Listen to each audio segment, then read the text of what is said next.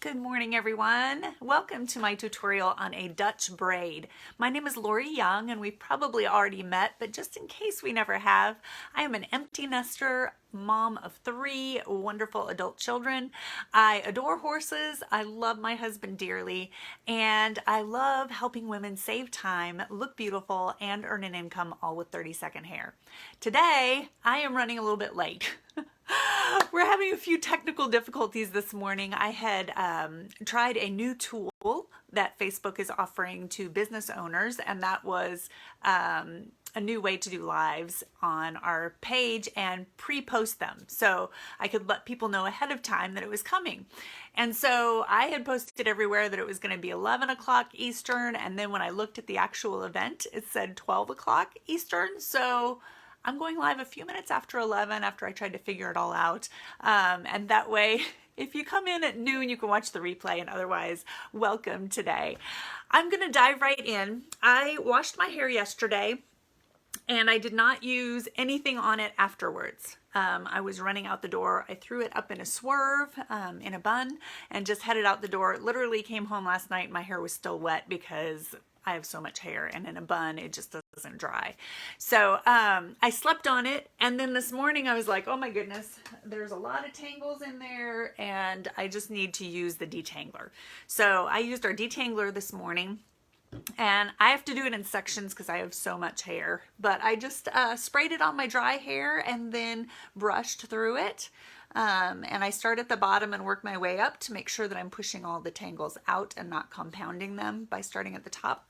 So I use that detangler all over, and that's what I did to prepare for this braid.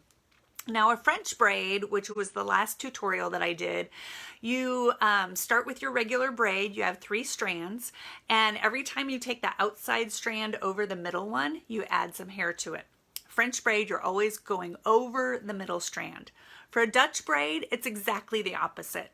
Every time I add hair, I'm going to go under the center section of hair. So I'll demonstrate that here in a second. Bear with me. I have done French braids my whole life. So I can do it without even thinking about it.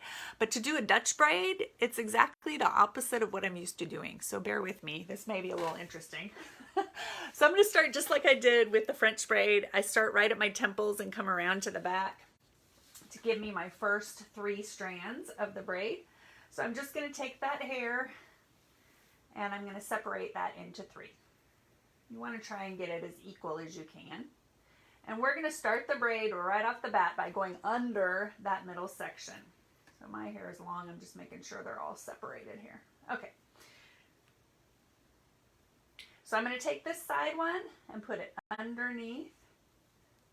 Remember how I said this is going to be a little awkward because I'm used to going over?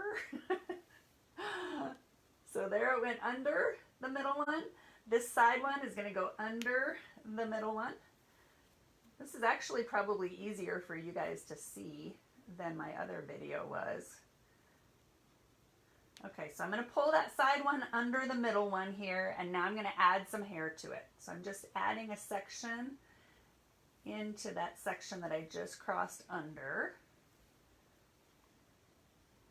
And then this one, I'm going to go under this way. And I'm going to add some hair to that section that just went under. And that becomes my middle. Then this side is going to go under as well. And I'm just learning how to hold all of these so that it works. Because again, I'm used to doing French braiding and it's a little bit different. So that, I gotta feel where I'm at here. That's going to go over here underneath. And then this one is going to come underneath. I'm going to add to it.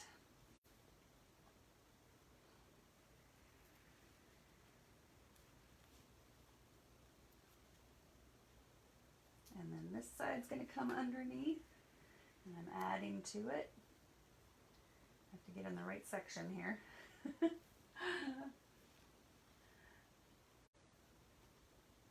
And then this side is going to come under, and I'm going to add to it. And then you will just finish out the braid by going under all the way down. So I'm not going to go all the way down on this. I'm just going to go ahead and fasten it, but I wanted to show you one more thing you can do with these that's kind of cool. So I'm just going to fasten it with one of our flips. This is a medium flip, which is great for my hair for the half up and the ponytail, but I have to go a size bigger to make it all up. All right, so one of the good reasons for adding the detangler obviously is to keep it detangled while you're actually braiding, but then too it allows your hair to slide a little bit. So after you have your braid in, or actually once you get good at it while you're braiding, you can pull on these sections a little bit and make your braid a little wider. That's kind of a in thing right now where they're making that braid look bigger than it actually is just by loosening up some of that, some of those sections. So hope that helps you today figure out how to do a Dutch braid, and I'm going to practice it and get better at it. Obviously today wasn't the smoothest way to do it, but you get the idea. French braids go over the center, Dutch braids go under the center. Hope you have a great day, and comment below if you've tried a Dutch braid before. Love y'all. See ya.